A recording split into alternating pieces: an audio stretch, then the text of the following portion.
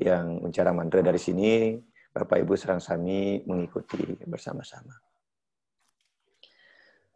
Asana Om Prasada Sepiti Sarira Siwa Suci Nirmalaya Namah Swaha Pranayama.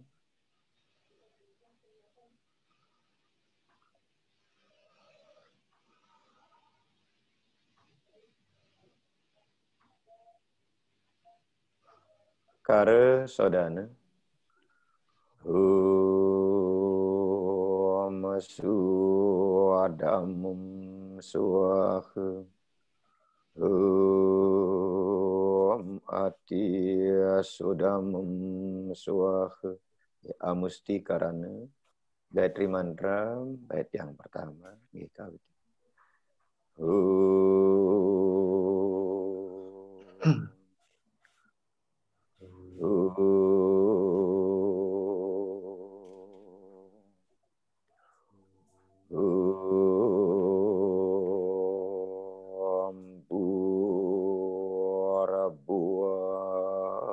Suah Tatsawitu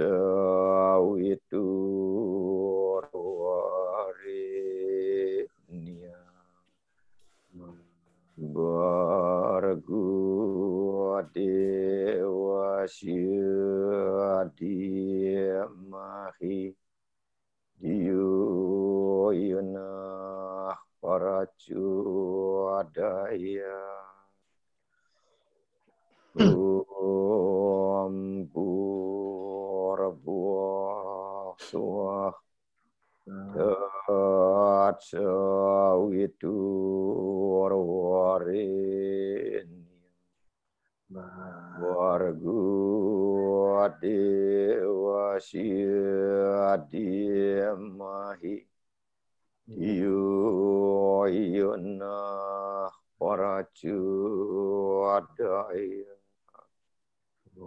Om Purabhuah Suah Tatsawitu Warwarini Wargu Dewa Syadimahi Diyo Yunah Paracuadaya. Kita lanjutkan dengan Trayambakam. Awitin. Om Trayambakam Yajamahe Sugandim Pustiwaradanam Urva Arukam Iwa Bandana Mrityor Muksi Yamamrita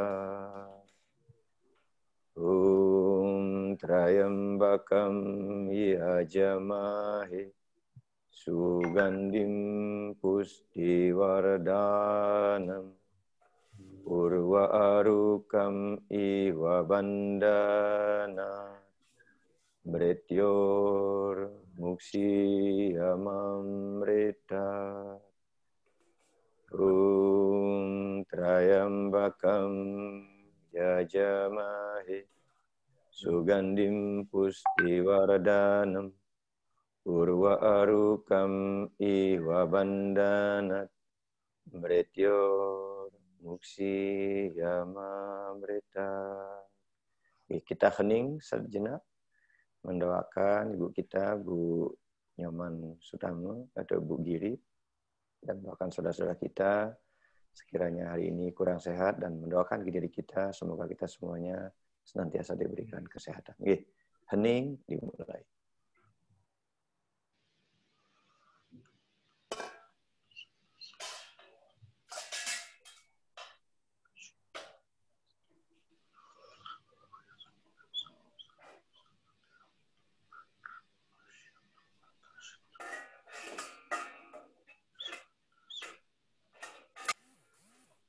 Nggih, hening selesai.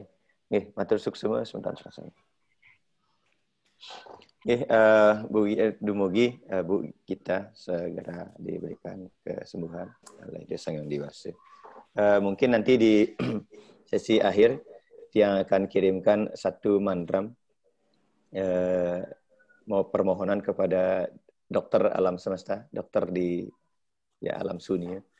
Mohon kepada Dewi Aswin. Jadi Aswin itu adalah dewa pengobatan di alam semesta atau dikenal dengan istilah tabibnya para dewa gitu. Jadi nanti kita nanti mungkin share mandramnya agar nanti Bapak Ibu di rumah bisa dipakai untuk berbagi kepada saudara-saudara kita yang mungkin sedang kurang sehat. Bapak Ibu sareng sami, minggu yang lalu kita sudah membahas sloka yang ke-14. Sekarang kita lanjutkan dengan sloka yang ke-15. Sloka yang ke-15 niki masih bercerita bahwa di sloka 14 kemarin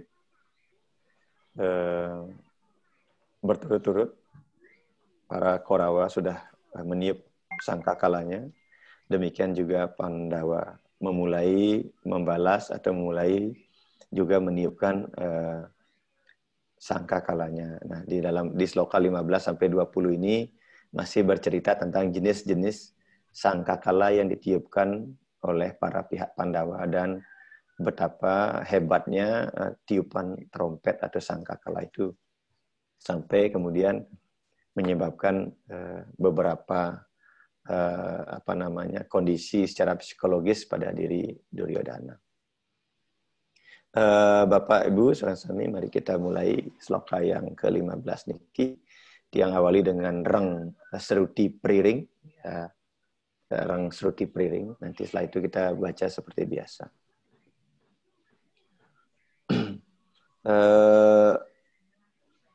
Nanti mungkin ada beberapa catatan saya juga terkait terkait sloka niki karena memang ada beberapa nanti sloka yang agak tidak bisa dijelaskan utuh menjadi satu sloka, tapi dia nyambung ke sloka yang terutama sloka yang 21 dengan 22 nih agak mepet, nanti kita bahas bersama.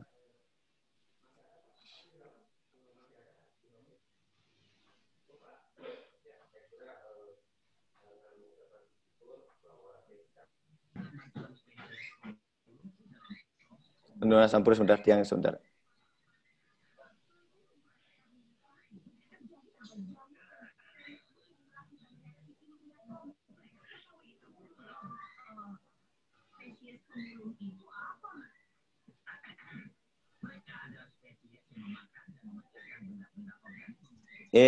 Bapak Ibu sareng sami, kita mulai sloka yang ke-15. Panca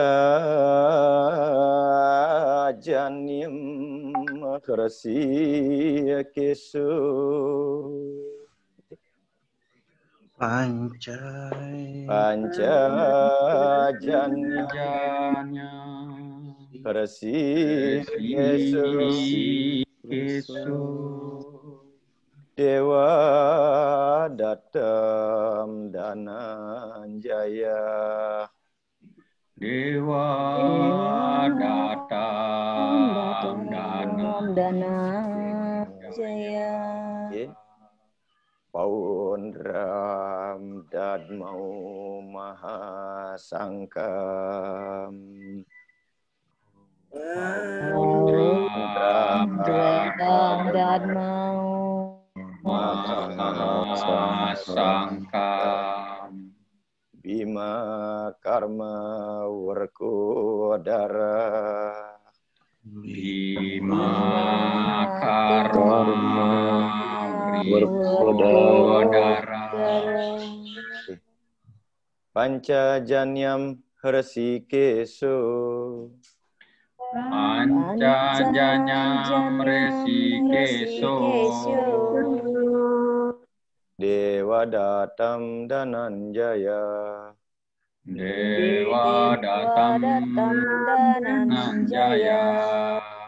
Paundram dadmau mahasangkam. Paundrang Dadmau Mahasangkam Bima Karma Wrekodara. Bima Karma Wrekodara.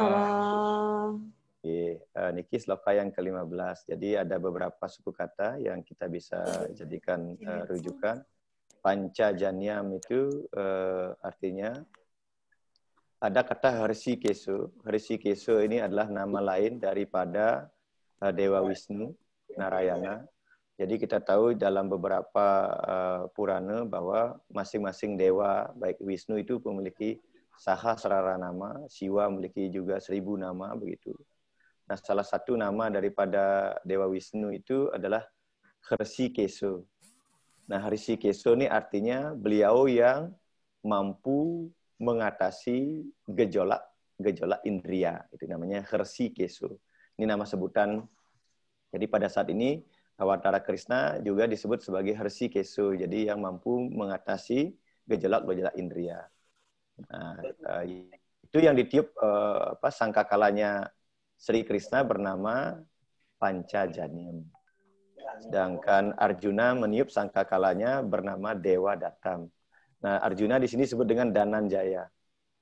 Nah, Dananjaya ini nama lain daripada Sang Arjuna yang diberikan namanya karena pada saat beliau membantu Yudhistira untuk mengumpulkan harta atau dana, Arjuna melakukan pertapaan di Kailasa, kemudian bisa mengumpulkan dana untuk melakukan upacara Rajasuya, Aswamedha pada saat itu.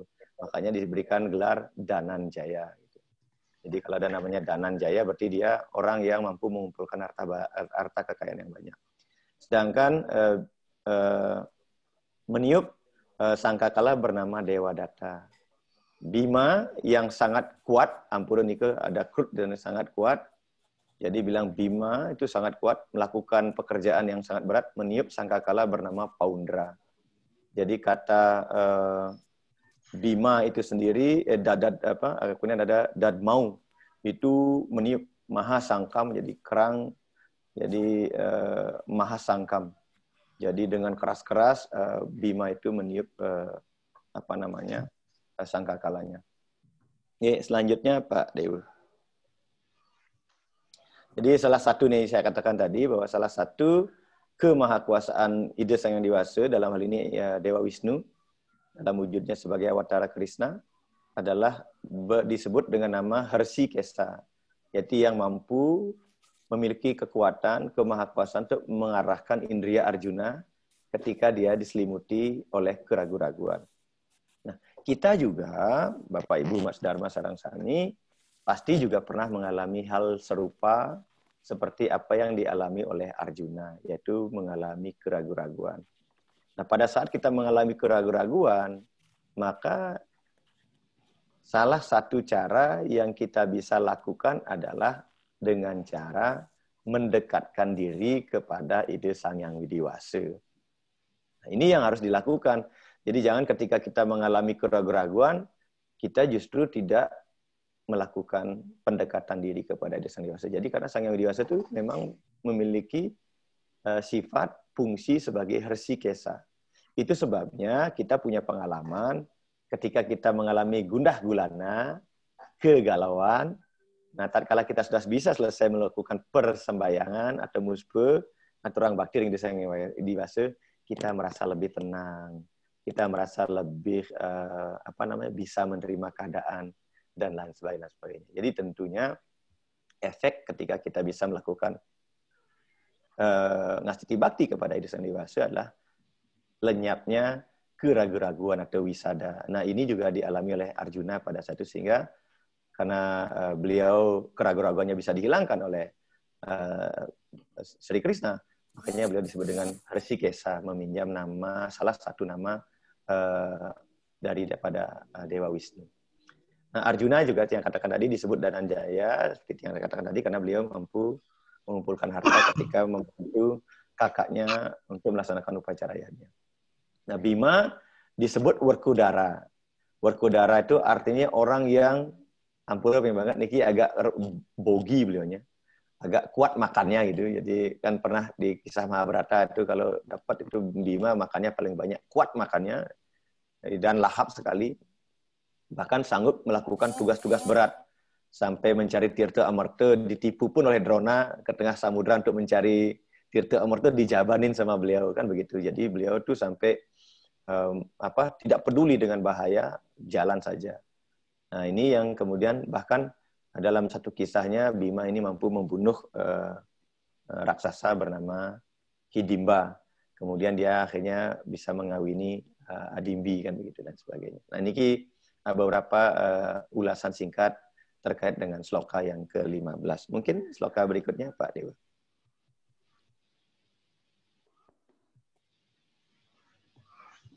Nah, yang ke-16, nah ini masih berkaitan dengan jenis-jenis sangkakala gitu. Kita coba wacen dengan reng periring gitu. Anantawi jaya raja. Anantawi jaya raja. Kunti putro Yudhistira. Kunti putro Yudhistira. Nakulah saha dewasya. Nakulah saha dewasya. Tuagosa manipus pakau. Tuagosa manipus pakau. Anantawi jayam raja. Anantawi jayam raja. Kunti putro Yudhistira. Kunti putro Yudhistira. Nakulah saha dewasya. Nakulah saha dewasya. Sugosa manipus pakau. Sugosa manipus pakau. Ada Ananta Wijayam. Nah, kata raja di sini menuju kepada Yudhistira. Kunti putra Yudhistira. Jadi Kunti putra Yudhistira. Jadi nakulah saha dewasya, sugosa manipus pakau. Jadi raja putra Kunti yaitu Raja Yudhistira meniup sangkakalanya yang bernama Ananta Wijaya. Jadi Ananta itu tidak berakhir, Wijaya itu menang. Jadi kemenangan yang tidak ada habis-habisnya. Itu sebabnya Yudhistira diyakini sebagai putra Betara Dharma gitu ya. Kemudian sedangkan Nakula dan Sahadewa ini bersaudara kembar, putra dari Dewi Madri, yaitu meniup sangkakala bernama Sugosa dan Manipuspaka. Jadi ini ini yang dikisahkan. Ini mungkin keterangannya Pak Dewa. Nah, jadi kita tahu mungkin Bapak Ibu sareng sami ketika menonton film Mahabharata atau membaca teks Mahabharata khususnya pada Adi Parwa. Jadi Parwa yang pertama dari Mahabharata itu mengisahkan tentang kisah Pandu ya dengan Kunti dan Madri yang pada saat itu sedang berburu ke tengah hutan, kemudian beliau tanpa sengaja itu melihat ada kidang yang sedang bermesraan begitu. Nah, rupa-rupanya kidang ini adalah merupakan penjelmaan dari Resi Kindimba. Nah, pada saat itu kemudian dipanah. Nah, dalam menjelang ajalnya Resi Kindimba mengutuk Pandu bahwa Pandu akan mengalami hal yang sama, mengalami kelumpuhan, bahkan mengalami kematian ketika dia berhasrat untuk melakukan hubungan suami istri baik dengan Kunti maupun dengan Madri. Nah, itu kisah pertamanya. Nah, itu sebabnya kemudian Pandu tidak bisa memiliki anak secara biologis. Jadi ketiga anaknya, yaitu Yudhistira, Bima, Arjuna dari Dewi Kunti, dan Nakula Sahadewa itu didapatkan dari ajian, jadi mantram suci yang dimiliki oleh Kunti, yang namanya Aditya Hridaya. Jadi beliau itu pemuja Surya. Jadi Dewi Kunti itu memuja Dewi Surya, jadi beliau mendapatkan anugerah dari Dewa Surya untuk bisa mantram itu bisa menghadirkan para dewa. Nah inilah yang kemudian menjadi dasar kenapa umat Hindu pada saat Keramaning Sembah memuja Betara Surya sebagai saksi pemujaan. Karena kalau sudah memuja Betara Surya sebagai saksi alam semesta, maka para dewa yang lainnya pasti akan hadir pada saat upacara itu. Nah ini mantram Aditya Hridayam inilah yang kemudian digunakan oleh Kunti untuk memohon putra upadana, namanya putra upadana. Jadi memohon putra melalui kekuatan mantram. Kalau sekarang ini mungkin kita bisa bawa konsep bayi tabung dan lain sebagainya, mungkin akan berkembang seperti itu. Artinya, nah mantram Aditya Hridayam niki, ya, yang sering beberapa kali unggah, bunyinya demikian. Om Adityasya namaskaram ye kurwanti dine dine dirgam ayur balam wiryam wiyadi soka winasanam Om Suryaya namah. Nah, itu salah satu penggalan mantram dari Aditya Hridaya yang diucapkan oleh Dewi Kunti setiap pagi menghadap ke timur memuja Dewa Surya. Dengan melakukan pemujaan pada Dewa Surya, maka dibilang Aditya Syana Maskaram, barang siapa atau siapapun mereka yang memuja Betara Surya, ye kurwanti dini dini, memuja beliau setiap hari, dirgam ayur, maka akan panjang usianya, dirgam balam wiryam, kuat tubuhnya, wiyadi sokam, semua penyakit winasanan, semua penyakit bisa hilang.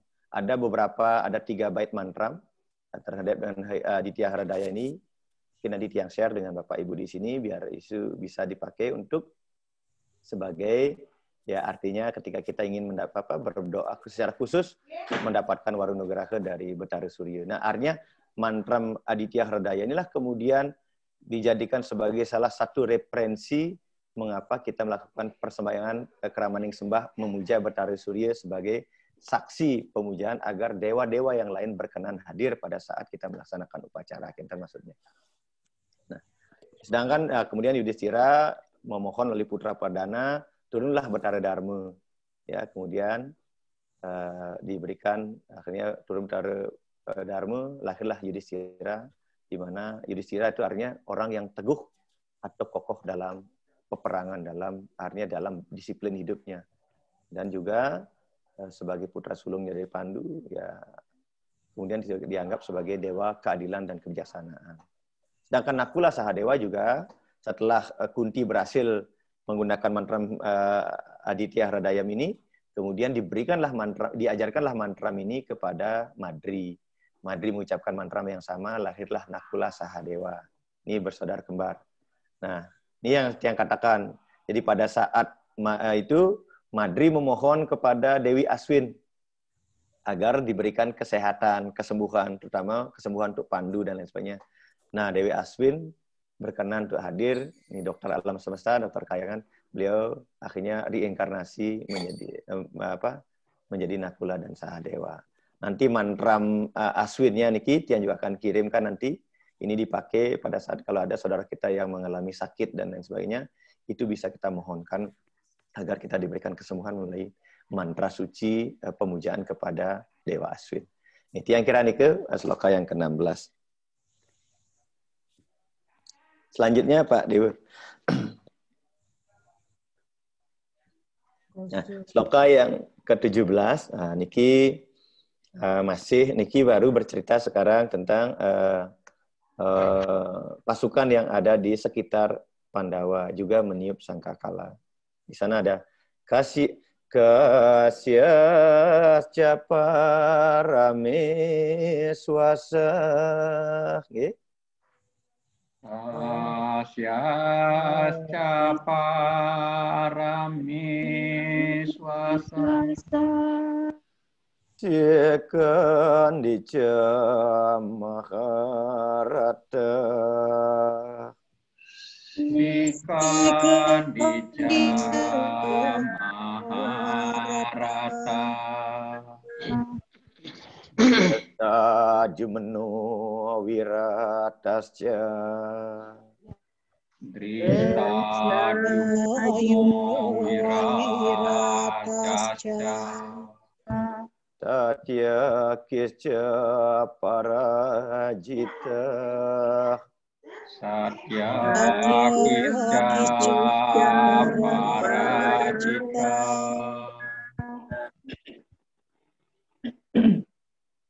Kasyasca parameswasa. Kasyasca parameswasa. Sekandica Maharata. Sekandica Maharata. Dresta-jumeno wiratasca.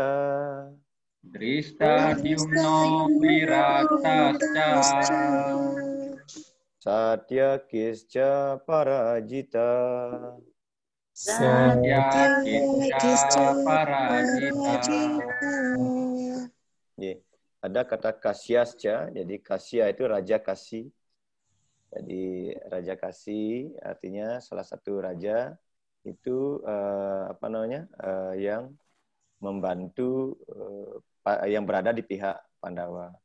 Ada Parama Isu Asah, jadi ini pemanah yang sangat berwibawa. Jadi raja kasih itu adalah pemanah yang sangat berwibawa. Ada Sikandica Maharata, ada Sri Kandi. Jadi orang yang Maharata, jadi orang yang maha itu besar, rata itu mampu bertempur melawan pasukan yang tak terhingga. Jadi dikatakan sampai beribu-ribu orang. Jadi Sikandi kalau di Indonesia menjadi Sri Kandi kan gitu kan. Yang nanti yang membunuh Bhisma. Ya, Dresta-jumeno wiratasca. Dresta-jumeno itu adalah putra dari Raja Drupada. Nah, Wirata ini pangeran yang memberikan perlindungan ketika menyembunyikan diri selama setahun ya, ketika menyamar kan. Jadi ada yang menjadi guru tari, ada yang menjadi pengangon sampi, ada yang menjadi tukang masak dan sebagainya. Pada saat inilah kemudian Panca Pandawa dapat menyunting Drupadi. Satyaki ini atau disebut dengan Yuyudana, itu kusirnya Sri Krishna. Ya. Jadi Satyaki. Jadi kalau pernah dengar cerita Satyaki atau Yuyudana, itu adalah kusir atau sais keretanya Krishna. Apa Rajita yang belum pernah terkalahkan. Jadi itulah beberapa tokoh-tokoh sentral yang membantu yang berada di pihak Pandawa. Raja Kasih, pemanah yang sangat hebat. Si Kandi atau Sri Kandi, Ksatria Agung, juga para ksatria yang tak terkalahkan seperti Dresta-jumena, Wirata, dan Satyaki. Nih, bisa dilanjutkan, jadi.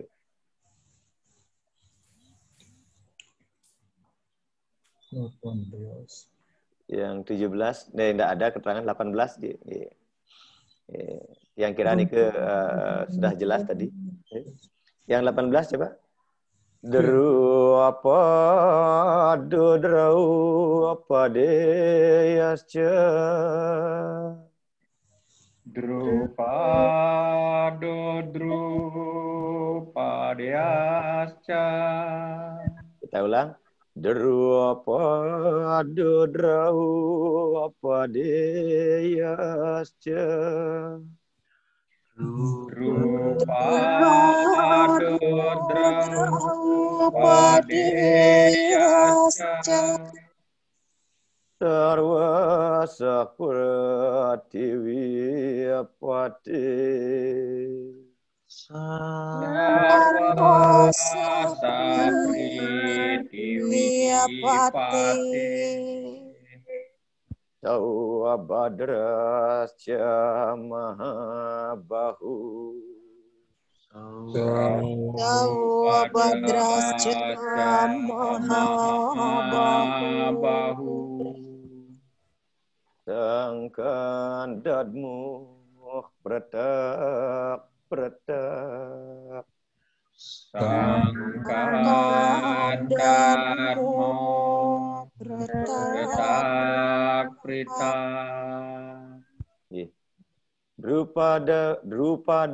Drupadeyascha. Drupado Draupadeyascha. Sarvasah Pratiwipate. Sarvasa Pritiwipate. Sarvasah Pratiwipate. Sarvasa Pratiwipate. Saubadrascha Mahabahu. Saubadrascha Mahabahu. Sangkandadmu pretak. Sangkandatmo pretak. Jadi Draupadayascha. Jadi Drupada ini Raja Drupada, raja dari Pancala. Draupadeyah, jadi putra daripada Drupadi. Jadi cucu dan kakeknya ikut di pihak Pandawa. Jadi ayahnya Drupadi dan putra daripada Drupadi juga ikut ambil bagian dalam peperangan itu. Sarvasah Pratipate. Nah, ini yang sebenarnya sindiran yang disampaikan kepada Drestarasta. Pratipate, wahai raja penguasa bumi. Ya, pada saat ini sebenarnya inilah kata-kata Sanjaya kepada Drestarasta. Sarvasa Pratipate. Jadi wahai raja penguasa dunia. Saubadrascha Mahabahu. Ya, juga putra-putra Subadra yang sangat perkasa. Mahabahu itu perkasa. Makanya kalau ada namanya jero bahu, berarti orang yang sangat kuat memikul sesuatu gitu. Bahu itu. Jadi kuat dia artinya. Makanya kata bahu itu artinya pundak, artinya kuat. Jadi orang yang bahunya, cara Bali zaman dulu suka mondong barang itu kan, yang negen itu kan, dianggap orang yang kuat. Mahabahu. Sangkan dadmu pertak. Jadi kerang-kerang, jadi sangkan, jadi kerang-kerang ada trompet-trompet itu. Ya, mereka semua meniup sangkakalanya masing-masing. Jadi sinarangan. Nah, Bapak Ibu semeton tiang sareng sami bahwa Sanjaya ingin mengatakan kepada Drestarastra bahwa beliau sesungguhnya dianggap pada saat itu sebagai Pratiwipate, penguasa bumi, karena beliau Raja Hastinapura pada saat itu. Sesungguhnya bisa saja mengatakan untuk tidak boleh berperang. Ya, sebenarnya. Secara logika, karena beliau raja. Waktu itu kan sabda raja, sabda dewa. Mesti kan begitu. Tetapi karena beliau, kita sudah bahas di awal, tidak saja buta mata, tapi juga buta hati, bahkan membiarkan putra-putranya, Satros Korawa itu untuk melakukan kecurangan, untuk melakukan penindasan, untuk melakukan tipu muslihat kepada ponakannya, jadi kepada para Pandawa. Nah, sebenarnya pada saat ini Sanjaya sudah mengkritik, engkau ini, Anda ini Pratiwipate loh, penguasa bumi. Kalau Ampura banget, kalau sekarang ya sekelas pejabat teras yang kemudian memiliki kewenangan untuk melakukan putusan atau membuat kebijakan penting. Rupa-rupanya kemudian Drestarasta tidak menggunakan kewenangannya ini untuk mengatakan, ya udahlah kamu kan bersaudara, nggak usahlah berperang gitu kan. Apalagi yang diperebutkan toh juga istilahnya menang jadi abu, kalah jadi arang kan begitu. Jadi tidak akan ada manfaatnya. Ini sama juga ketika di dalam sebuah komunitas, dalam keluarga, dalam lingkungan pekerjaan, ketika pimpinan itu kemudian posisinya seperti Drestarasta, jadi buta hati, buta mata juga, artinya tidak mampu melihat, mengcapture kondisi real dari apa yang dialami oleh rakyatnya. Sehingga sebenarnya bisa menghentikan tindakan-tindakan kejahatan itu, tapi rupa-rupanya justru ada pembiaran dan lain sebagainya. Dan kita di dalam dunia nyata banyak sekali mengalami kasus-kasus, kisah-kisah seperti itu. Ini saya katakan tadi. Jadi Sanjaya itu sudah memberitahukan kepada Dastarastra secara sopan sebenarnya, maka dikatakan Pratiwipate. Ya, sehingga siasatnya untuk menipu Pandawa, ya, kemudian bahkan kemudian mengangkat putra-putranya sendiri sebagai putra mahkota, gitu. Padahal kalau kita lihat awalnya kan Pandu, ya, tapi karena Pandu itu kemudian ya kalah dan harus terusir dan sebagainya. Kan artinya pada awal-awal itu sudah Dastarastra memang sudah tidak punya niatan baik kepada ponakannya. Bahkan ada rasa iri, cemburu, dan lain sebagainya. Bahkan beliau pada satu momen tertentu, kalau putra-putra, kalau Pandawa yang menjadi raja, jangan-jangan anak-anakku nanti disingkirkan. Itu awal pemikiran beliau. Padahal sebenarnya tidak akan terjadi. Jadi ketakutan yang dimiliki oleh Dastarastra itulah kemudian menyebabkan dia tidak mampu melihat kebenaran secara komprehensif pada masa itu.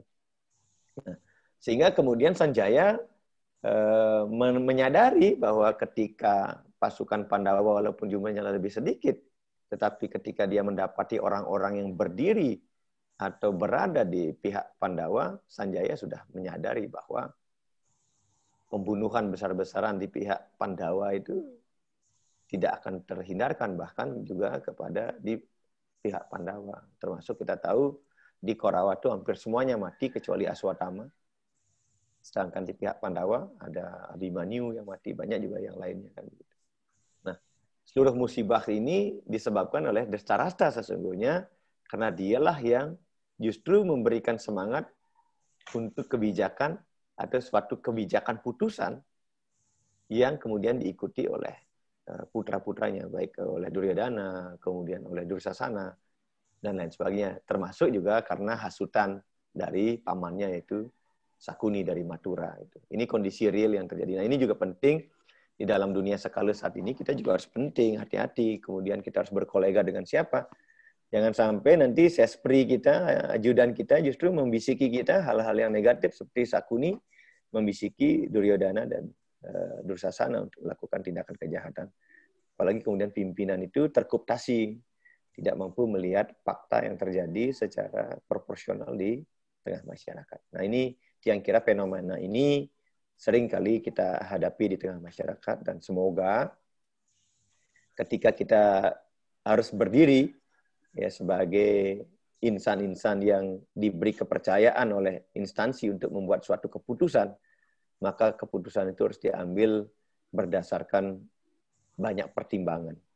Tidak saja pertimbangan fakta dan data, tapi juga pertimbangan sosiokultural, sosiologis, etik moral, dan lain sebagainya. Bahkan tidak menutup kemungkinan juga berdasarkan hal-hal yang memang kelihatannya harus memang pahit gitu. Jadi seperti kita meminum pil ya, kadang-kadang pil itu memang harus pahit, tapi itulah yang kemudian menyembuhkan. Banyak sekali kemudian kita melihat gaya-gaya pemimpin kita kadang-kadang putusannya memang tidak populis, tetapi justru itu yang banyak menyelamatkan daripada kemudian putusan-putusan yang dibuat hanya sekedar untuk menyenangkan sekelompok atau golongan tertentu. Yang kira niki menjadi pemikiran kita bersama di tengah kondisi masyarakat yang kita hadapi bersama-sama. Oke, selanjutnya Pak Dewa Lokal yang 19. Sagosu Dartarastra yang mulai dari sana.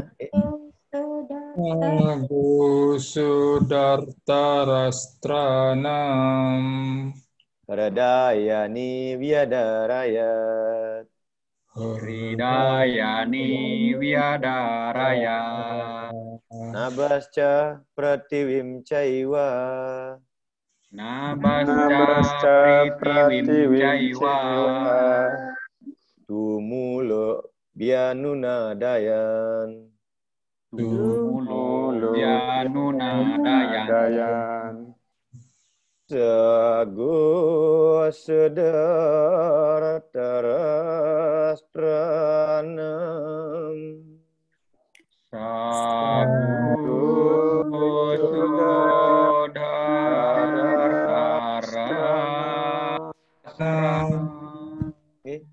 Pradayani Wiadarayat Ridayani Wiadarayat Nabasca Pratiwim Caiwa Nabasca Pratiwim Caiwa Tuamul bianuna adaya Tumulo bianuna adaya. Ada namanya sagosah. Jadi getaran suara dari Drastarastra. Jadi putra Drastarastra. Redayani Wiadarayat, Redayani hati, Redayat mematahkan ya, langit itu. Naba itu langit, naba langit. Pertiwi muka bumi, tumulo gempar, ya. Bianu dayan. Jadi dengan bergema. Jadi gemuruh bunyi sangkakala dari Pandawa ini ya, menggema di atas bumi maupun langit, membuat nyali atau hati daripada putra Drastarastra itu menjadi ciut gitu. Jadi ini yang terjadi. Jadi belum perang ini sudah ciut karena mendengarkan sangkakalanya yang sedemikian tidak pernah didengar selama ini gitu. Jadi ada sangkakala dari Anantawijaya, ada Paundra, ada Puspaka, dan dari Dewadatta. Sangkakala itu saja sendiri sudah membuat putra-putra Drastarastra itu ciut. Nah ini artinya, ini sudah mulai istilahnya kalah dikeliap gitu, istilahnya kalau orang Bali bilang.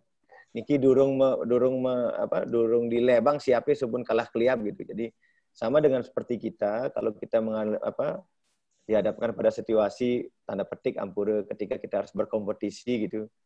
Itu yang pernah mengalami dulu ketika ikut Utsau Dharma gitu, merasa diri tidak pas-pasan ketemu dengan semeton yang dari Bali gitu ketika harus nguacen slokun ini keciut nyalinya Pak. Wah nih semeton Bali dan langsung keliap, udah kalah di keliap gitu. Baru Bali gitu kita udah kalah di keliap. Nah itulah kondisi realnya gitu. Baru mendengar saja semeton dari Bali mau membawa wirama gitu. Seperti di sini niki wenten semeton dia Budewa Ayu Tri Juliani itu. Suaranya bagus, Pak. Beliau tuh pembaca sloka tingkat nasional gitu. Gergelnya saja sudah beda gitu kan. Nah itu kalau kita ketemu dengan orang yang memiliki kapasitas yang besar, ketemu itu ragu aja ciut gitu, jadi meperetan gitu ya istilahnya. Nah, begitu juga kondisi yang dialami oleh Korawa begitu mendengar sangkakalanya para Pandawa berbunyi. Sudah nabasca pertiwim caiwa, jadi menggema di atas langit dan pertiwi, itu sudah membuat Hridayani Wiadarayat, hatinya menjadi ciut gitu. Nah, begitulah kondisi yang terjadi. Ini dilanjut Pak Dewa sedikit lagi. Nah, waktu ini yang katakan demikian bahwa Bisma dan rekan-rekan di pihak waktu ketika Bisma dan Duryodhana meniup sangkakala, pihak Pandawa biasa-biasa saja, nggak gentar, nggak merasa ciut. Tidak diceritakan di dalam Bhagavad Gita bahwa Pandawa itu bergetar hati itu ciut nyalinya ketika mendengarkan Bisma, Duryodhana, kemudian Dursasana dan yang lainnya meniup sangkakala biasa-biasa saja. Berbeda dengan ketika Pandawa meniup sangkakalanya. Dipatahkan oleh getaran suara dari pihak Pandawa. Ini disebabkan karena para Pandawa mantap dengan keyakinan ini didampingi oleh Awatara Wisnu. Nah, sebagai sebuah simpulan pendek terhadap 4 sloka tadi, bahwa ini yang harus kita renungkan, bahwa siapapun mereka yang berlindung kepada Tuhan Yang Maha Esa, maka dia tidak perlu takut terhadap apapun. Bahkan di tengah musibah yang paling besar sekalipun. Nah, ini yang harus kita kuatkan dalam diri kita. Kalau sudah bersama Tuhan, kita kan nggak perlu takut. Kita harus bisa seperti seorang bayi, betapapun hebatnya bayi itu menangis, kalau dia sudah berada di pangkuan ibunya, maka bayi itu akan segera tangisannya hilang. Demikian juga kita, ketika kita sudah bisa berada di pangkuan Tuhan, kalau kita sudah bisa bersama Tuhan, kalau kita sudah berlindung kepada Ida Sang Dewasa, kepada Sasunan, Ida Batara-Batari Sarang Sami, maka rasa khawatir, rasa takut kita akan segera sirna. Bahkan segala musibah yang paling besar sekalipun akan mampu kita hadapi. Nah, inilah serada bakti, keyakinan yang harus kita miliki. Jangan sampai kita sudah setiap hari ngasih bakti kepada Ida Sang Hyang Widi Wasa, setiap hari menjapa, meditasi, sembahyang, tapi kita masih menanyakan, di mana ya Sang Hyang Widi? Kita justru merasa tidak dekat dengan Ida, dengan Sasunan. Nah, ini yang kemudian kita perlu koreksi bersama-sama. Makanya beberapa kali dalam setiap kesempatan yang menyampaikan kepada semata yang lain,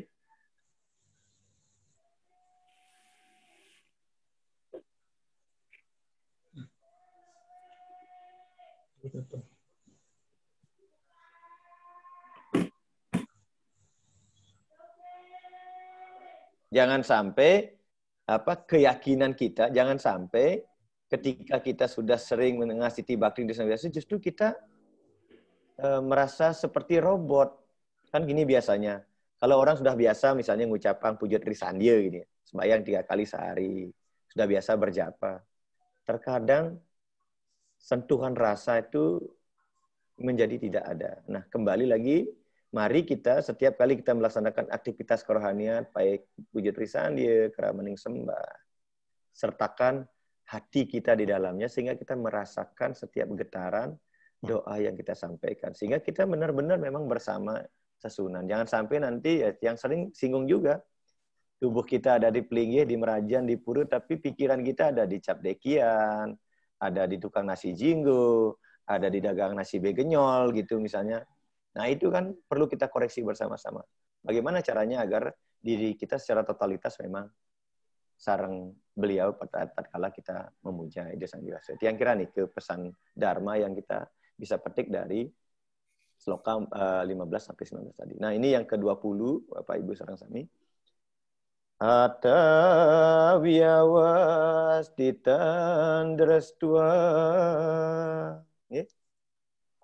Atta wiawas titan drestua. Darta rastran kapi duaja. Darta rastran kapi duaja. Parawarti sastra sampati. Prawarti sastra sampati. Danur udyamya Pandawa. Danur udyamya Pandawa. Atta vyawastitan drestua. Atta vyawastitan drestua. Darta rastran kapi duaja. Darta rastran kapi duaja. Prawarti sastra sampati. Prawarti sastra sampati. Danur udyamya Pandawa. Danur udyamya Pandawa. Nah, ada yang sangat menarik di sini, Bapak Ibu sareng sami. Jadi, wahai Maharaja Dasarata, setelah Arjuna yang bendera keretanya bergambar Hanuman, kapi duaja itu bendera, kapi itu manusia kera, mengamati posisi para putra Dasarata, maka ia mengangkat busur siap untuk melepaskan anak panahnya. Jadi kita tahu dalam beberapa hal bahwa kita tahu di keretanya Arjuna ada bendera berisi kober Hanuman.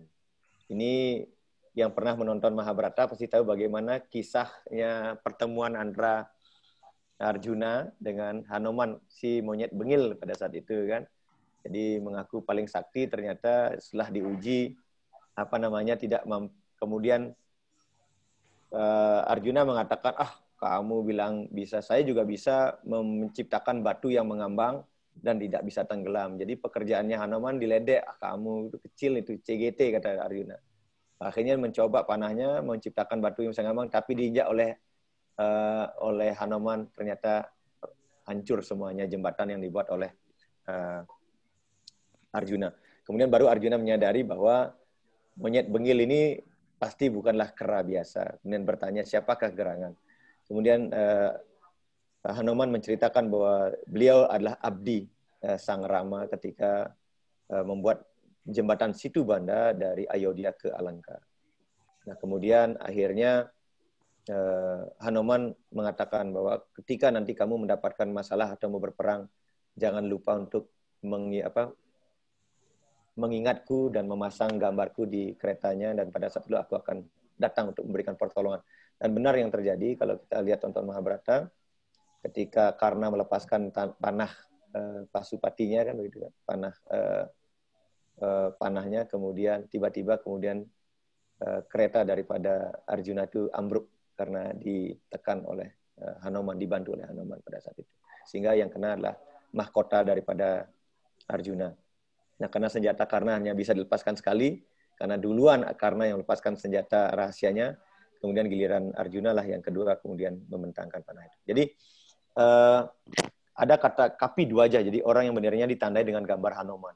Ini semua orang tahu. Itu sebabnya kemudian di Bali kita, khususnya di Pura-Pura, pada saat Puja Wali, kenapa kemudian selalu ada bendera Hanuman dan bendera Garuda sebagai simbol perlindungan, sebagai simbol kemenangan, sebagai simbol kebenaran. Karena dimanapun ada abdi Betara, pengabdi Sang Hyang Widiwasa, karena Hanuman itulah abdi, pengabdi Sri Rama, dimanapun ada mereka yang selalu bakti kepada Sang Hyang Widiwasa, di sanalah Tuhan itu hadir. Nah, di mana Tuhan hadir, di sanalah keberuntungan Dewi Laksmi itu berada. Gitu. Filosofinya seperti itu. Nah, yang kira niki menjadi catatan kita penting juga, bagaimana caranya agar kita bisa memposisikan diri seperti halnya Hanuman. Menjadi seorang pengabdi, pengayah yang memang benar-benar pengayah. Jangan menjadi pengayah yang mau dibayah gitu loh. Ini kadang-kadang kan agak kita niki. Jangan sampai kita seperti ini.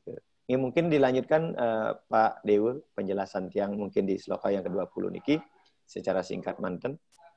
Nah, Bapak Ibu sareng sami, jadi kalau kita yang seperti yang jelaskan tadi bahwa Kapi Dwaja niki, jadi sebentar lagi, jadi perang itu akan segera dimulai. Jadi tidak mungkin perang itu akan berakhir. Jadi pernyataan seperti atas dimengerti bahwa para putra Dasarada agak patah semangat karena susunan kekuatan tentara para Pandawa tidak terduga, yaitu dibimbing dengan perintah-perintah langsung dari Awatara Krishna di medan perang. Dan di awal yang sudah sampaikan bahwa walaupun Bhisma, Kripa, Drona badannya ada di Korawa, tapi doa mereka untuk Pandawa, termasuk Salya juga demikian. Nah, lambang Hanuman pada bendera Arjuna juga tanda kejayaan, sebab Hanuman adalah telah pernah bekerja sama menjadi abdinya Sri Rama dalam perang antara Rama melawan Rahwana, dan Sri Rama memenangkannya. Nah, dimanapun ada Sri Rama dan abdinya atau pemujanya yang kekal bernama Hanuman, serta saktinya Dewi Keberuntungan pasti akan hadir. Nah, itu maksudnya. Jadi di mana ada Tuhan, di mana ada penyembah yang penuh rasa bakti, di sanalah kemenangan akan hadir, di sanalah keberuntungan akan hadir. Nah, ini catatan kita penting untuk itu. Nah, ini yang kemudian ditegaskan kemudian oleh sastra kita sebagai apa? Dharma, Raksati, Raksita. Yang berpegang teguh kepada Dharma akan selamat, tetapi yang membelakangi Dharma akan hancur dengan sendirinya. Ini yang kira menjadi sloka wakya yang sangat penting kita pedomi bersama-sama. Bapak Ibu sareng sami, mungkin Nike yang bisa sampaikan dalam diskusi pada hari ini. Untuk selanjutnya tiang serahkan kepada semeton semuanya. Rarisang ibu-ibu, bapak-bapak sareng sami yang sampun bergabung pada hari ini. Raris. Suksma pemangku. Suksma Pak Dewa. Bahasan kali ini sangat panjang dan enak didengar, Pak. Kisah-kisah inspiratif. Silakan Bapak Ibu yang ingin bertanya. Di sini lumayan banyak yang hadir dari yang senior sampai paling muda, Pak. Jadi silakan yang ingin bertanya. Aris.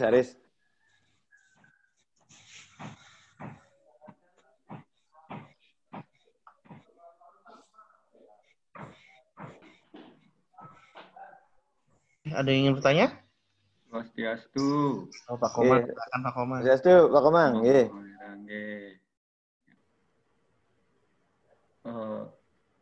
Hanuman itu ternyata luar biasa ya.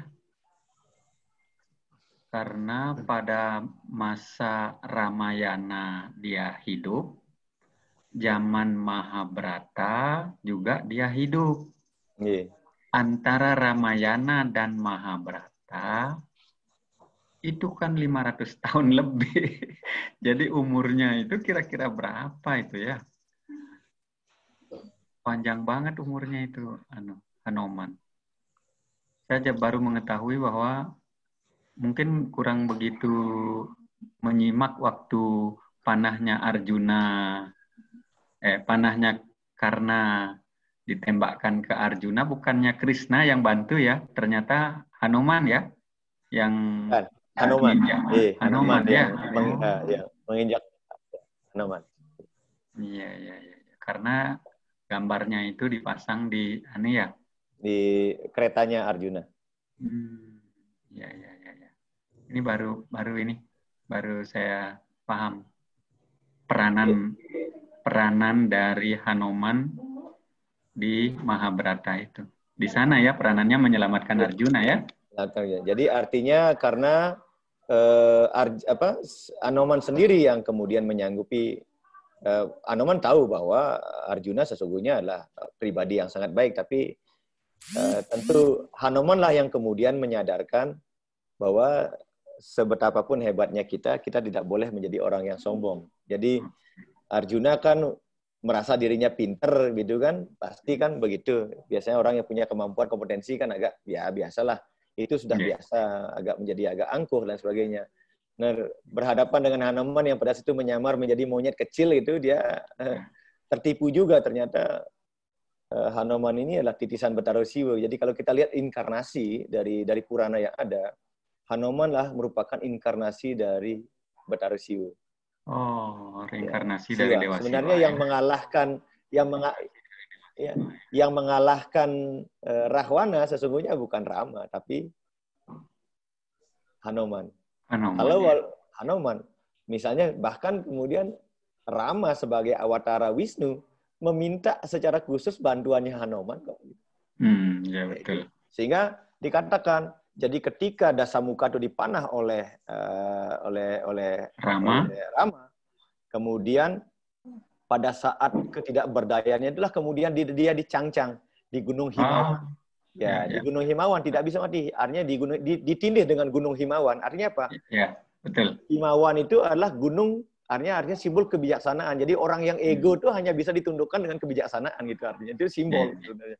Jadi ketika dia dipanah oleh Rama, kemudian ditimpa dengan gunung oleh Hanuman, Gunung Himawan. Sehingga Rahwana tidak bisa melakukan perlawanan bergerak kembali. Artinya apa? Kesombongan, aham kara, rasa egoisme hanya bisa ditundukkan dengan kebijaksanaan. Jadi Himawan itulah simbol daripada kebijaksanaan. Berikutnya Betara Siwa yang bisa mengendalikan. Betul. Berikutnya Tiang juga jadi bangga dikasih nama Mahawira karena itu juga nama lain Hanuman. Nah, betul. Berikutnya yang Tiang tanyakan kan Krishna itu, kalau kita kan tahu bahwa Krishna itu awatara. Sekarang ini kita tahu. Tapi kalau kita hidup bersama dia pada saat itu, bagaimana caranya mengetahui bahwa ini adalah Awatara? Jangan-jangan sekarang juga di bumi ini ada Awatara walaupun tidak utama, ada, cuman kita tidak tahu bahwa siapa itu. Kan di dalam Mahabharata itu banyak kerajaan, banyak kesatria-kesatria. Bagaimana bisa Arjuna tahu bahwa Krishna itu adalah Awatara? Sedangkan yang lain kan nggak tahu. Padahal waktu itu Arjuna belum dikasih lihat kan kemampuannya itu, belum perang. Kan nanti dia tahu pada saat perang itu dia baru menunjukkan diri bahwa Krishna itu luar biasa kan, menjadi besar, menjadi gitu. Itu kan nanti pada saat perang. Tapi sebelum itu Arjuna itu sudah betul-betul yakin bahwa Krishna itu adalah Awatara gitu. Gimana, apa anunya, kira-kira ciri-ciri atau apa, supaya siapa tahu sekarang juga ada di sekitar kita ini, kita tidak tahu. Bagaimana aja, Jero Mangku? Kalau Tiang begini, jadi kalau kita flashback kembali ketika kita melihat kisah kelahirannya Krishna datang ke dunia, sesungguhnya kan Mahabharata ini kan epik kedua beliau. Tapi tujuan utama kehadiran beliau ke dunia ini Sambawami Yuge adalah dalam rangka untuk menghentikan kejahatannya Kamsa. Iya, betul. Ya, iya kan? Nah, dari sanalah sesungguhnya sudah terpotret bahwa Kamsa itu seperti Rahwana, tidak bisa dibunuh oleh pagi, siang, sore, dan tidak bisa ini. Nah, akhirnya cerita kisah terbunuhnya Kamsa oleh Krishna inilah yang kemudian diyakini bahwa Krishna itu adalah sebagai titisan Dewa Wisnu. Tentunya dengan ciri-ciri ketika kisah beliau bisa pada masa kecilnya mengalahkan Indra di gunung di Govardhana itu kan, kemudian bagaimana beliau mengalahkan beberapa raksasa, kemudian mengalahkan naga yang beracun di Sungai Yamuna dan lain sebagainya. Jadi banyak sekali kisah-kisah heroik yang kemudian ditunjukkan oleh Sri Krishna pada masa-masa anak-anaknya sehingga dia masih remaja. Ini yang kemudian diyakini kemudian oleh Wangsakuru bahwa sesungguhnya Krishna adalah sang Awatara itu. Tentunya dengan sebagai tujuan pertama daripada kehadirannya Sri Krishna kan untuk menghentikan kejahatannya Kamsa. Yang kira itu awal pertama mengapa kemudian Krishna itu diyakini sebagai Awatara. Setelah kemudian dibuktikan Arjuna yang tadinya nggak tahu masih ragu-ragu, malahan justru duluan Drupadi yang tahu bahwa Krishna ini adalah Awatara gitu. Kenapa? Karena sebelum Drupadi ditelanjangi, Drupadi sempat menolong ketika Krishna itu terluka, kemudian disobekkan kainnya Drupadi untuk membalut lukanya. Sehingga Krishna berpesan, ketika engkau menghadapi kesulitan, panggil namaku, maka aku akan hadir pada saat engkau membutuhkannya. Dan kebetulan pada saat Drupadi ditelanjangi di Hastinapura, kemudian tidak ada satupun yang menolong, dalam hatinya dia hanya mengingat Krishna, dan kemudian Krishna hadir untuk membantu Drupadi pada saat itu. Kan itu, malahan duluan Drupadi tahu bahwa Krishna itu sebagai Awatara daripada kemudian Arjuna memastikan bahwa Krishna itu Awatara lah ketika di di Bhagavad Gita nanti dia ada namanya Wiswarupa Yoga. Jadi ada ketika Krishna menunjukkan wajah keawataraannya kepada Arjuna. Nah, persoalan apakah Awatara itu hadir? Kalau saya berbicara tentang agak sedikit ke Bali, di sana ada namanya Pertiti Sambut Pada Pak Komang. Di sana dijelaskan Pak Komang Wira lahir hari Senin. Dewanya Anu, itu langsung itu dewanya bertaruh Anu itu. Artinya ada aspek dewa yang inkarnasi ke kita. Itu harus disadari. Coba cek otonnya Pak Komang nanti. Lahir hari apa? Siro dewane itu. Betara Bayu. Berarti kelahiran bahwa ada Betara Bayu yang inkarnasi dalam diri kita.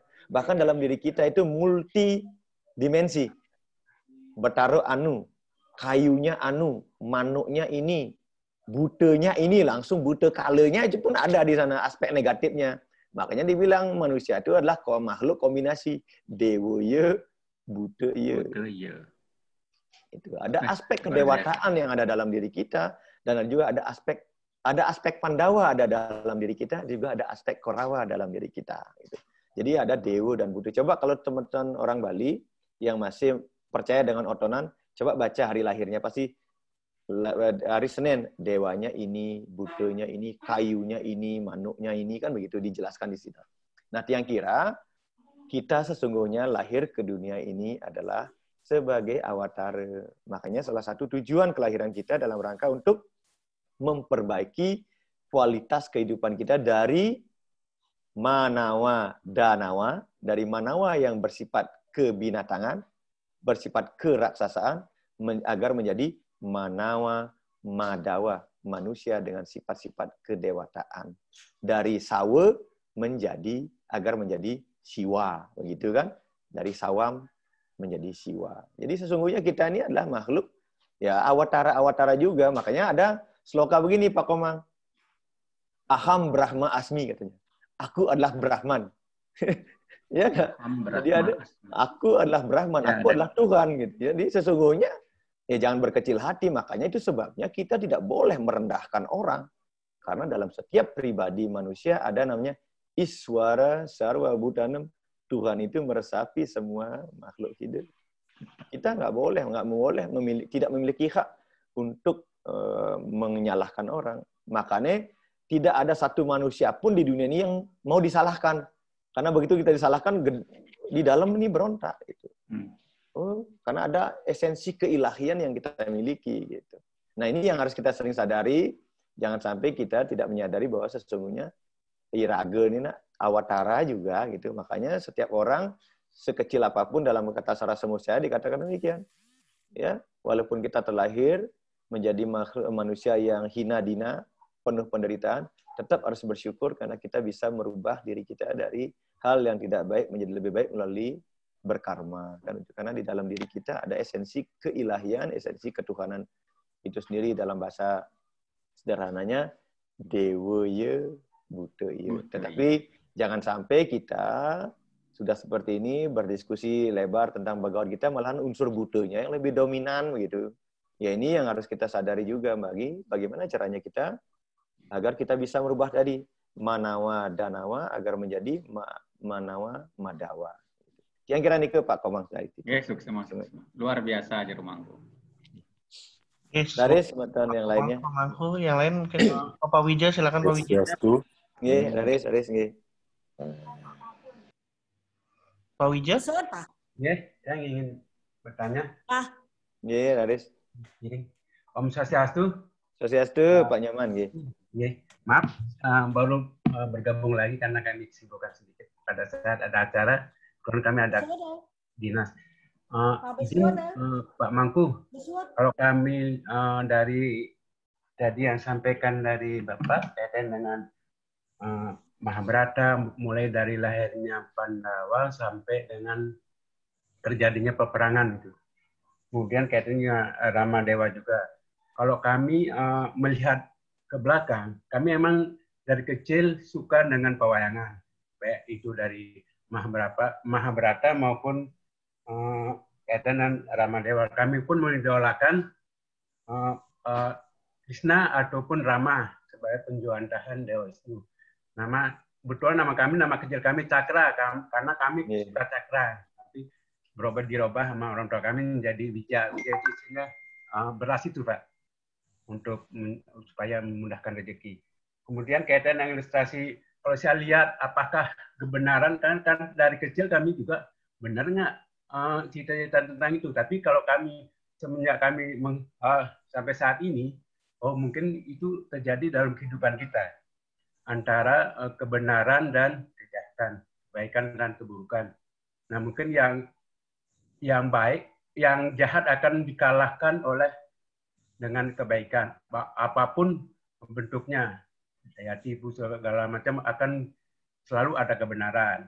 Mungkin itu yang kami tanyakan kaitan dengan kehidupan sehari-hari kita bagaimana. Kemudian kaitan dengan, kan ada juga di India namanya juga Hindu juga, hampir mirip sekali, hampir sama. Itu kaitan dengan Mahabharata maupun nama dewa yang ada di India. Apakah penjuantahan yang cerita-cerita ini hanya sebagai ilustrasi kita untuk kehidupan kita sehari-hari supaya kita selalu berbuat kebaikan dan kebenaran dan membantu orang lain sehingga kita akan tercipta suatu energi yang selalu mendekatkan kita kepada Tuhan. Mungkin itu aja Pak Mangku, mohon arahan. Terima kasih. Okay. Suksema Pak Nyoman, becik wija ni katanya benih kesucian, baik becik namanya Pak ni. Jadi bukan hanya benih saja, kalau kita pakai bija itu ini benih kesucian. Makanya dipasang di 3 di kening agar pikiran suci, ditelan agar perbuatan suci, di pangkal tenggorokan biar ucapan kita suci. Jadi tiang pertama jadi terkait dengan Ramayana dan Mahabharata. Ya kalau kita rujukannya Weda, tentu di sana dikatakan itihasa. Itihasa artinya history, Pak. History artinya kejadian yang memang benar-benar terjadi.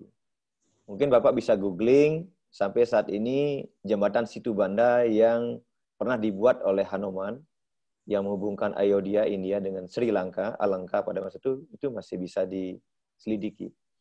Kemudian reruntuhan kerajaan Dwaraka milik Sri Krishna yang tenggelam, tersapu tsunami, masih ada juga. Kemudian beberapa teman yang pernah ke India, Tirta mungkin pernah ke Kurukshetra. Di sana masih ada namanya sumurnya Drupadi, itu masih ada. Kemudian ada namanya Jyotisar, jadi tempat di mana Bhagavad Gita itu disabrakan antara percakapan antara Krishna dengan Arjuna, namanya Jyotisar di sana.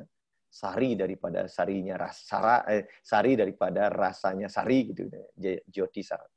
Kemudian ada Bhismakunda, tempat di mana Resi Bhisma itu terpanggang oleh panahnya Sri Kandi, itu masih ada. Kemudian tempat bermain masa kecilnya Sri Krishna di Mathura di pinggir sungai Yamuna, sampai tempat di mana beliau istilahnya masa kecilnya menyembunyikan baju-bajunya para gopi di sana, itu masih ada juga sekarang. Bahkan tempat lahirnya penjaranya Krishna itu masih ada, walaupun di atasnya berdiri masjid dan itu menjadi daerah zona zero. Orang Hindu nggak boleh sembahyang, orang Muslim juga nggak bisa sembahyang. Itu masih ada. Artinya apa? Kemudian Hastinapura, jadi kerajaan Hastinapura, bentengnya masih ada sampai sekarang. Nah, kalau kita lihat dari tinggalan-tinggalan arkeologis, tentu saya ingin berani mengatakan bahwa sesungguhnya Ramayana dan Mahabharata adalah kejadian yang benar-benar terjadi. Bahkan beberapa penelitian tentang kimia terhadap radioaktif, ya, panah pasupatinya Arjuna itu masih ada sampai sekarang. Yang kira itu yang pertama harus kita pahami, bahwa susastra kita juga mengatakan bahwa Ramayana dan Mahabharata adalah itihasa. Itihasa artinya kejadian yang begitu adanya, artinya kejadian yang benar terjadi. Berbeda dengan Purana. Kalau Purana itu sebagian kejadian, sebagian mitologi. Nah, di sana baru dibuatkan alur-alur cerita pengandaian agar kita bisa lebih memahami Weda itu dengan figur-figur, dengan contoh-contoh nyata. Sama dengan kita di Bali, kalau wayang itu, kalau Pandawa itu kisah nyata, tapi kalau nyari misalnya Tualen Merdah Sanggut Delem, ya tidak ketemu di Mahabharata. Nah, Tualen Merdah itu figur tambahan yang disisipkan oleh Kawiya kita untuk menjelaskan bahasa Sanskerta menjadi bahasa rakyat. Nah, yang kira itu. Nah, terkait dengan bagaimana kita di dalam kehidupan ini, di tiang kira seperti tadi tiang sampaikan di awal dengan Pak Komang, bahwa memang dalam diri kita niki kan kita makhluk kombinasi, kebenaran dan ketidakbenaran itu berlomba-lomba ingin menguasai kita. Tinggal sekarang bagaimana kemudian kita menguatkan diri kita agar jangan sampai unsur tidak benarnya yang kemudian menguasai kita. Nah, kalau kita dikuasai oleh raja muahtamah, begitu sastra bilang, tentu kita akan menjadi pribadi yang egois, yang suka marah-marah, suka memaki, suka memfitnah, bahkan suka melakukan tindakan-tindakan yang memang bertentangan dengan norma agama, bahkan norma-norma hukum yang lainnya. Nah, harapannya tentu dengan setelah kita mengetahui siapa diri kita, bahwa kita adalah makhluk kombinasi, tentu bagaimana caranya sekarang kita memupuk hal-hal yang baiknya. Dengan cara apa? Gitu. Ya tentu dengan kegiatan-kegiatan yang sifatnya kebaikan, subuh karma, ya dengan sembahyang, dengan menjapa, meditasi, dengan medana punya, metita yatra, dengan dengan hal-hal positif seperti itu. Kemudian juga dengan bergaul dengan orang-orang yang mampu memberikan kita pencerahan gitu kan. Karena jangan salah juga bahwa dengan siapa kita bergaul, maka pola pikiran kita juga akan bisa dipengaruhi. Makanya sering ada selorohan, sealim-alimnya orang, kalau dia setiap hari bergaul dengan tukang cekian, paling tidak dia pasti bisa menceki. Gitu. Nah, seburuk-buruknya orang atau sejahat-jahatnya orang, kalau dia bergaul dengan para cendik-cendikiawan, para kaum bijak, tentu dia akan juga kebijaksanaan juga akan meningkat. Nah, tiang kira niki yang perlu kita renungkan bersama-sama bahwa kehidupan kita memang fluktuatif. Jadi manusia tidak selalu bisa on the track terus baik. Nah, kadang-kadang ada masa false-nya, turunnya, bahwa kita mengalami masa di mana kita juga harus mengalami suatu hal. Tetapi kita sebagai manusia, karena kita diberikan wiweke oleh Hidup Sang Dewasa, ini yang harus kita gunakan pertama. Wiweke adalah daya pemilah mana yang benar, mana yang tidak benar, mana yang buruk, mana yang baik. Itu yang harus kita, jangan sampai kita kehilangan niki. Makanya kita saat ini, di dunia yang saat ini, kalau hidup harus menggunakan antara rasa dengan rasio itu harus berjalan dengan baik. Jangan sampai kita selalu hanya terlalu mengandalkan rasa, rasionya nggak jalan, ini juga tidak baik gitu. Demikian juga sebaliknya, hanya menggunakan logika saja, rasanya nggak ada, nanti kita menjadi orang yang kaku, menjadi orang yang fanatik, nggak karuan-karuan nanti seperti ini. Tiang kira nih dari Titiang Pak Nyaman. Sukses. Mungkin semeton yang lain mau menambahkan Riki Wenten penglingsir tiang, ada Pak Nyaman Darmayase, ada Pak Bagus Wirayan, Pak Hide Bagus Wirawan, Ring Saking Cimahi, ada Pak Wahyu, ada Pak Komang mungkin, ini semeton yang lain, Pak Dada, Pak Mangku Gedeyase. Raris, kita diskusikan. Raris. Diskusi enggak? Swastiastu, Jero. Iya, swastiastu, Pak Wahyu. Saya tidak diskusi tidak menambahkan yang tadi, Jero. Tapi mohon maaf sebelumnya, saya baru nanya nih, Jero. Karena ada beberapa yang menjadi bisa dibilang agak ini juga saya ragu gitu. Karena kan sekarang di kehidupan yang sekarang Jero mengacu kepada Bhagavad Gita, dan yang saya pelajari selama di sini di kelas Bhagavad Gita bahwa kebenaran itu harus didahulukan gitu Jero. Tapi dalam bidang pekerjaan saya langsung aja Jero bahwa kadang kita melihat ada ini saya jadi bertanya Jero Mangku, mohon maaf. Justru nggak diskusi. Nggak apa-apa. Tapi justru dalam bidang pekerjaan kita, kadang kita melihat ada hal-hal yang sebenarnya tidak benar, tetapi kita punya pemimpin misalnya tidak benar, tetapi pada saat kita nggak bisa apa-apa gitu, Jero. Jadi kalau mengacu kepada Bhagavad Gita, sebenarnya apa sih Jero Mangku yang sebaiknya kita lakukan pada saat melihat apa yang dilakukan pemimpin kita salah, tetapi kita tidak bisa berbuat apa-apa, dalam artian tidak bisa berbuat apa-apa itu mengkritik salah, tapi tidak mengkritik makin nggak benar gitu, Jero Mangku. Kalau berdasarkan bahwa kita sebaiknya bagaimana, Jero Mangku? Mohon maaf sebelumnya. Ada teks loka. Ini pertanyaan yang sangat menarik sebenarnya dan real gitu. Ya, semua orang akan pernah mengalaminya gitu. Jadi jangan usah lah pimpinan kita. Kita tahu orang tua kita salah, tapi mengkritik orang tua kan dibilang alfa ke guru nanti.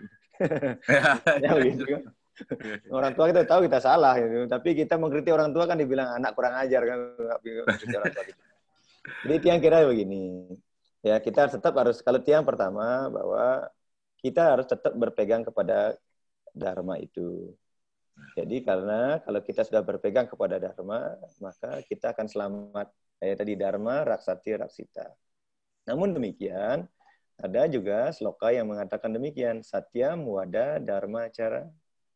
Walaupun kita ingin mengatakan kebenaran, harus juga dengan cara-cara yang baik. Nah ini kan kalau kita pimpinan orang tua kan udah tahu kelemahannya gitu. Sama dengan betapapun marahnya Betari Durga gitu. Ganesha itu dengan sangat mudah untuk bisa menyadarkannya. Sama dengan orang tua kita. Coba orang tua betapapun dia marahnya, sudah anaknya datang itu hilang marahnya. Dia memiliki keyakinan. Nah kalau pimpinan kita memahami bahwa sesungguhnya dia itu sebagai orang tua kepada bawahannya, yang kira ketika kemudian bawahannya menyampaikan suatu ide, kemudian suatu pemikiran, yang kira tidak akan serta-merta kemudian itu dipersalahkan. Makanya tadi pegang prinsipnya, satyam wada dharma cara. Sampaikanlah kebenaran itu dengan cara-cara yang benar. Tentunya dengan ada etika kita menyampaikan. Ya jangan frontal gitu kan, menang-menang kita merasa lebih pintar dari pimpinan kita atau dan sebagainya. Itu kan teknik saja.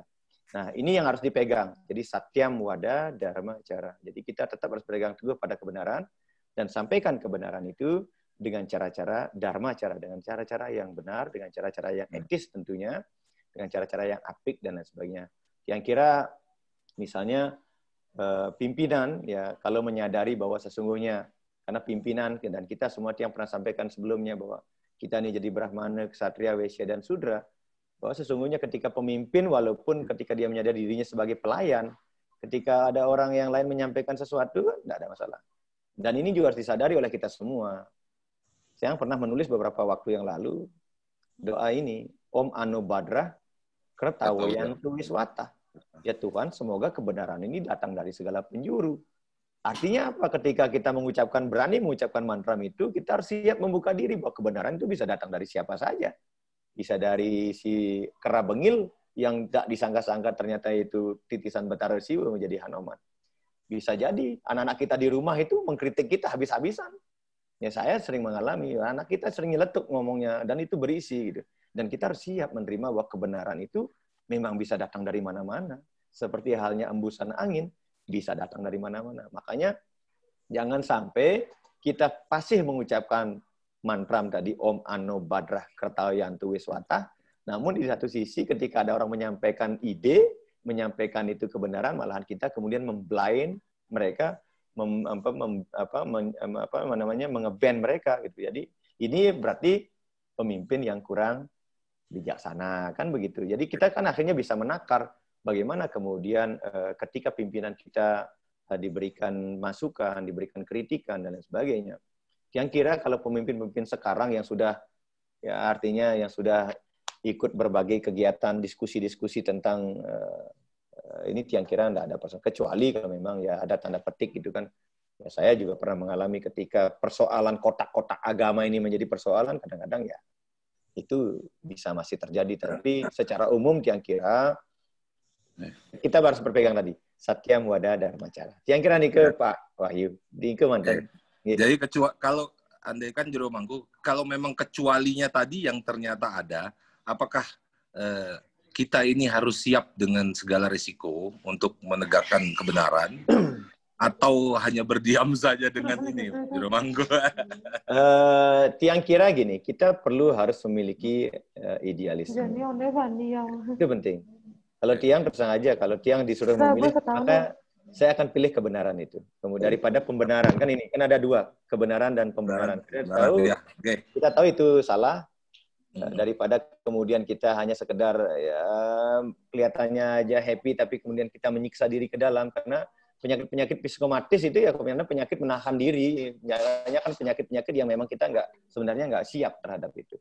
Kalau menurut yang saya akan pilih yang pertama, saya akan sampaikan pil pahit itu ya walaupun saya kemudian tanda petik itu harus tapi itulah fakta yang kita siap sosiologisnya. Dan saya udah pernah mengalami beberapa kali hal yang seperti itu. Jadi ketika kita berargumen agak keras, mungkin agak pedas di telinga pimpinan, kemudian kita di ban, ya saya santai-santai aja, karena saya justru akan merasa lebih nyaman ketika mendapati suatu itu salah, kemudian saya sampaikan, daripada kemudian menganggap bahwa itu salah, kemudian kita nggak berani kemudian menyampaikannya, itu akan menjadi beban kita seumur hidup. Kan dikatakan demikian dalam teori sekarang. Ya lebih baik, ya, sampaikan kebenaran itu, walaupun memang menyakitkan, daripada kemudian kita tidak menyampaikan kebenaran itu, karena itu akan menyebabkan penyakit yang lebih kemudian sulit diobati gitu. Yang akan pilih yang pertama, saya tetap akan sampaikan kebenaran itu. Dan dengan konsekuensi logis, ya kalau besok Pak Wahyu misalnya non job gitu ya, saya kira itu merupakan yang lain. Siap, Jero Mangku. Terima kasih banyak Jero Mangku. Riz, sebentar yang lain. Jero Mangku. Riz. Om Swastiastu. Swastiastu. Yang pertama, Tiang matur suksema atas doa yang diperuntukkan untuk tiang kesembuhan tiang dari Jomangku dan Semetan Sami. Terus yang kedua, bagus sekali diskusi hari ini, tiang sangat menyimak, matur suksema. Mantap asapunika, terus tiang mau pamit niki. Siap. Terus matur suksema sampai. Yang forward gininya ya, mantramnya untuk mohon sehat ya ke Pak Dewa, bisa yang kirim ke WA-nya Pak Dewa, bisa ditampilkan Pak Dewa. Yang udah kirim ke WA-nya. Ya niki biar bisa di screenshot sama teman-teman. Nggih, Mang Deglis kena cepat sembuh Bu Nyoman, Bu Giri. Semuanya berdoa. Silakan istirahat Bu Giri, silakan istirahat. Harus Bu Giri. Mungkin sementara yang lain yang udah kirim ke Pak Dewi mungkin yang ada namanya Danwantari Mantram. Jadi didengar pertanyaan gue mungkin. Danwantari itu adalah mantra untuk memohon pengobatan kesembuhan kepada Dewa Aswin. Jadi sebagaimana beliau menyabdakan mantra niki. Mungkin Pak Dewa bisa di screen-nya Pak Dewa. Yang pemujaan kepada Dewa Matahari juga. Nah niki Pak mantramnya. Jadi inilah mantram Danwantari. Danwantari itu adalah dokter, perawat di alam semesta, nama lain daripada Dewa Aswin. Om Namo Bhagavate Maha Sudarsanaya Vasudevaya Danwantaraye Amerta Kalasahastaya Sarwa Baya Winasa Sarwa Roga Niwarayana Trailoka Pataye Trailoka Nidaye Sri Maha Wisnu Swarupa Sri Sri Sada Caraka Narayana Swaha Om Namo Narayana. Ini adalah mantramnya untuk Dewa Aswina yang yang digunakan untuk memohon kesembuhan jika kita ada sakit atau keluarga kita mengalami sakit. Ini bisa disampaikan. Kemudian untuk untuk mantram gininya yang sampaikan Surya Stotramnya yang sampaikan ke Pak Dewa biar bisa di screenshot sama teman-teman.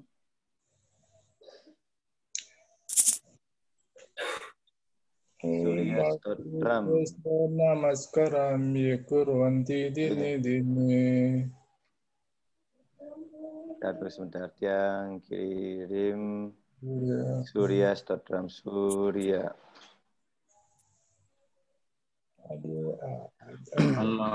Om Adityasya Namaskaram kurvanti dini dirgam ayur balam wiryam biadi sokam winasan. Nah, ini kita yang kirim ke Pak Dewa yang kirim ke Pak Dewa ada 3 bait. Nanti yang kirim ke Pak Dewa. Yang kirim Pak Dewa ke WA Pak Dewa. Biar Pak Dewa yang Pak Dewa yang yang kirim dulu Pak Dewa. Sip, yang kirim Pak Dewa. Nah, biar bisa teman-teman di slide show-nya bisa. Ada 3 bait. Itu yang kita bisa mohonkan kepada atau disebut dengan mantram Aditya Haradaya. Jadi Aditya memohon anugerah kepada Dewa Surya agar dewa-dewa yang lain berkenan hadir kepada seperti mantram yang disampaikan oleh Dewi Kunti kepada Surya. Tapi ini mantram ini dilaksanakan pada pagi hari menghadap matahari terbit. Jadi boleh dengan cara berdiri atau dengan duduk, dengan cakupan tangan di depan dada atau dengan amustikarana menghadap ke timur. Mantram niki disampaikan untuk nunas icering Betara Surya. Jadi ini adalah mantram kunci atau dibilang kalau pernah membaca Kunti Seraya, mantram inilah yang dipanjatkan oleh Dewi Kunti kepada Betara Surya. Namanya Aditya Haradaya. Itu sebabnya pada saat kita melaksanakan pemujaan kita menjadikan Betara Surya sebagai dewa pujaan kita. Mungkin nanti teman-teman yang punya WA-nya Pak Dewa atau Pak Dewa yang punya WA teman-teman yang ada di sini bisa di-share mantram niki. Om Adityasya Namaskaram kurvanti dini dirgam ayur balam wiryam wiyadi soka winasanam. Jadi mereka yang menyembah Surya setiap hari panjang umur, sehat dan teguh, semua penyakit dan kedukaan menjadi binasa. Yang kedua, Om Adityasya Namaskaram kurvanti dini ayuh pradnya balam wiryam Tejas Tesan Jayate. Jadi mereka yang menyembah Dewa Surya setiap hari maka usia hidup mereka akan menjadi panjang, kesadarannya menjadi bijak, kuat, keberanian dan kekuatan vitalnya menjadi berkembang cemerlang. Nah ini Ampura memang ini sebenarnya doa memohon dulu agar agar suaminya sang pandu itu kuat, Pak, bisa Ampura terhindar dari lemah syahwatnya gitu. Jadi mantra ini diucapkan oleh Kunti gitu. Jadi makanya dia bilang ayuh perannya balam wiriam tejas tesam ca jayate. Tapi semeton-semeton yang sudah ya sampun sengkauh niki ya janganlah mantra ini dipakai lagi nanti nanti dengan tua-tua keladi nanti. Geser lagi naik Pak Dewo. Geser naik lagi Pak Dewo. Ya geraknya enggak laku nanti. Biar kuat. Lagi. Nah niki Om Aditya sia nama sekarang. Ye kurwanti dine jan mantara sahasresu dari driam napo jayate. Ini mantra biar matahari ini kan mengandung sumber-sumber kehidupan. Jadi mereka yang muja matahari setiap hari, maka dia akan terhindarkan dari kemiskinan. Terutama kemiskinan ide. Nggih. Makanya Batara Surya itu dibilang Om Aditya Sio Param Rakto Tejo. Jadi beliau itu sumber pencerahan agar kita itu terhindar dari kemiskinan ide, kemiskinan cara berpikir benar. Gitu. Jadi mantra yang ketiga niki. Oke, mungkin. Nah niki yang inilah sebut dengan mantra Aditya Herdaya, milik mantra saktinya Dewi Kunti, ya, yang dipakai memuja Batara Surya, yang melahirkan Karna juga. Inilah mantra yang dipakai oleh beliau. Tiang kira nike dari Titiang Pak Komang semetan sarang. Suksema luar biasa Pak Dewi Romangku. Sekiranya mungkin nanti agak kabur tadi yang dasar ke Pak Dewa, mungkin nanti Pak Dewa bisa berpesan kepada teman-teman di kementerian nggih. Pak Dewa nanti yang Pak Mangku nanti share. Yang kira nih yang tiang bisa sampaikan semeton sarang sami materi diskusi tiang tadi yang dah share ke Pak Dewa, teman-teman di kementerian mungkin nanti disampaikan oleh Pak Dewa, teman-teman yang siosan nanti tiang yang kirim lewat WA yang ada. Yang kira niku semeton sarang sami yang Bitiang sampaikan pada hari ini. Terima kasih matur sukseme kirang langkung untuk nartayang nunas geng rene sinampur doeang sareng salam rahayu sareng sami mugi kena sareng sami nggih tiang sinep dengan puja pramasanti Om Santi Om matur sukseme Om Santi Yesus pamangku suswa ibu sareng sami.